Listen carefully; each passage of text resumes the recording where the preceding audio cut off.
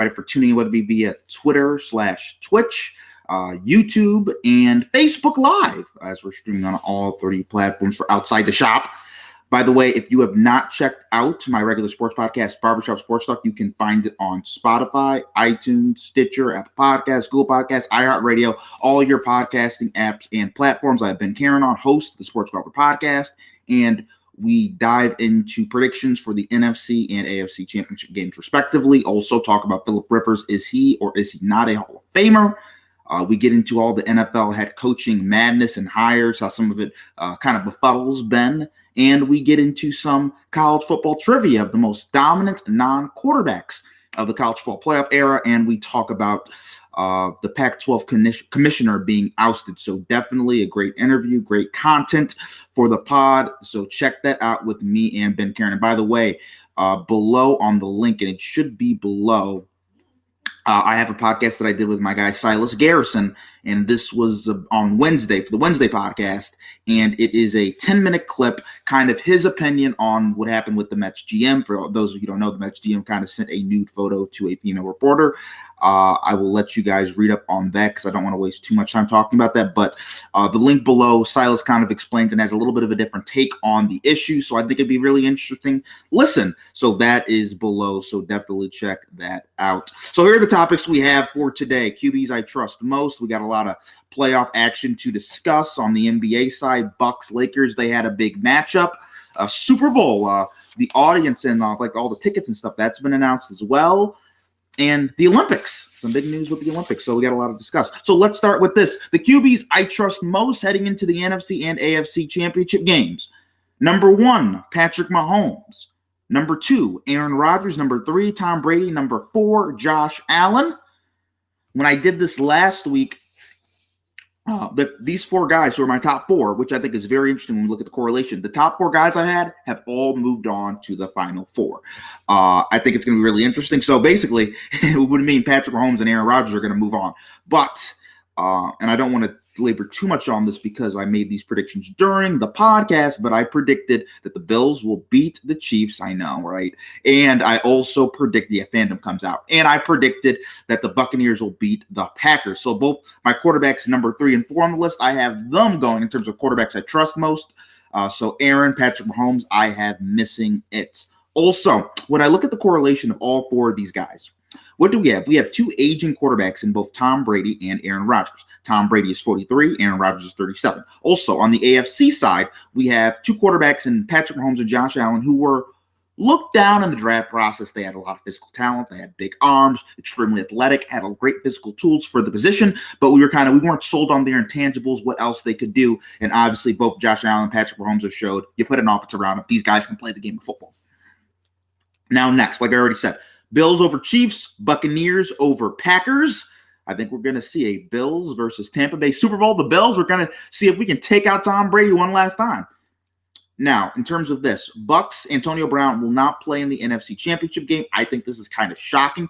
I'm personally shocked that he's not going to play. I don't think it will matter. As I've already stated, the Bucks are going to win. But I think it's an interesting note to look at. He's been playing better and better with Tom Brady, Bruce Arians, in this Buccaneers offense. So it's going to be really interesting to see what they do without Antonio Brown. And also, Patrick Mahomes got cleared from concussion protocol. Patrick Mahomes is a go, and he will be playing against the Buffalo Bills. And like my good friend Silas Garrison said, I want the Chiefs at full strength. I don't want to see Chet Henne. I want to see you, Patrick Mahomes. I want to see you.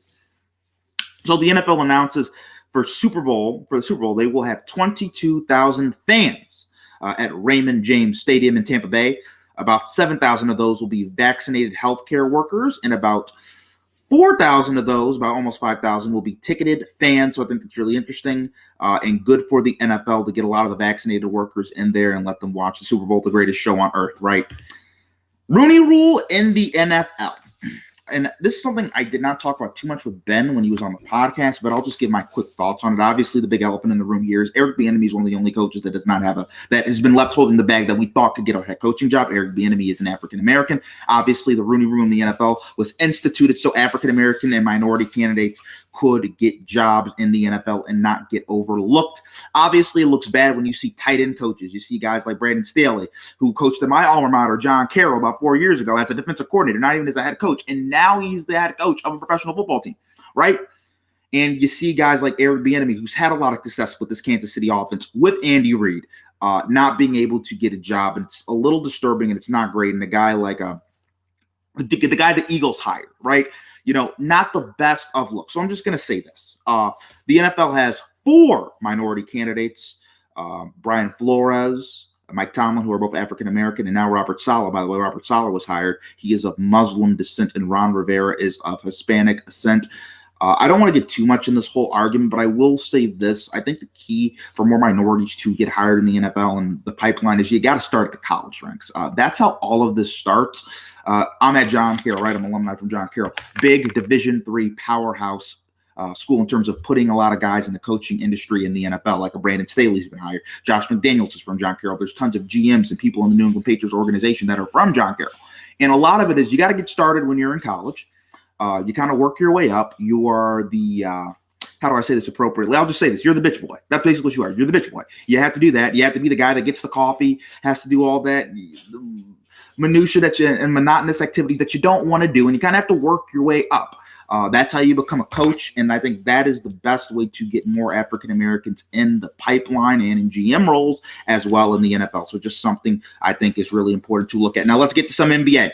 The Los Angeles Lakers beat the Milwaukee Bucks 113-106. LeBron James looked great. I think he had over 30 points, and he played fabulous. The Lakers had great ball movement, and to me, it's like LeBron James is 36 years old, folks, and he's still the best player in the NBA. I don't think he's better than Michael Jordan personally, but he makes a damn good argument when we see how good he is at this stage of his career. His peak might not have been as high as MJ, but the variance is probably better, and the consistency is probably better.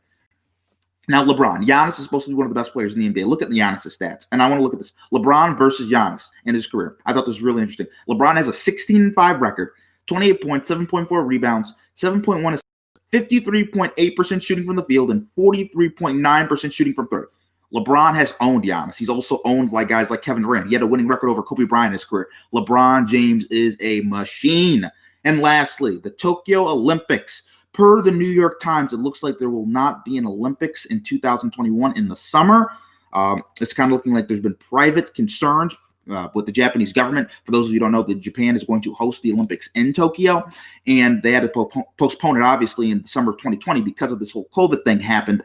And now it looks like they're not going to have it at all because it's hard to manage. It's hard to do all this. It's hard to bring all these countries together for one event, have all these fans. It's like, how is all this going to work? It's tough enough in America figuring out how you're going to deal with COVID because things are handled so much differently state by state. Just look at when you have different governments coming together, right? You have people from Africa that have to come together, Asia, North America, South America, like all these different places, these different cultures that have these different value systems, and it's really hard to all handle. Also, some countries, like how are they going to let their athletes go? So there's just a lot of stuff to figure out when all this goes on. It's really sad, but they did say that Tokyo and Japan is looking at 2032 as the next date to seal the Olympics to be the host city. I hope this does not happen. I'm a big wrestling fan, right? I have Amherst Wrestling.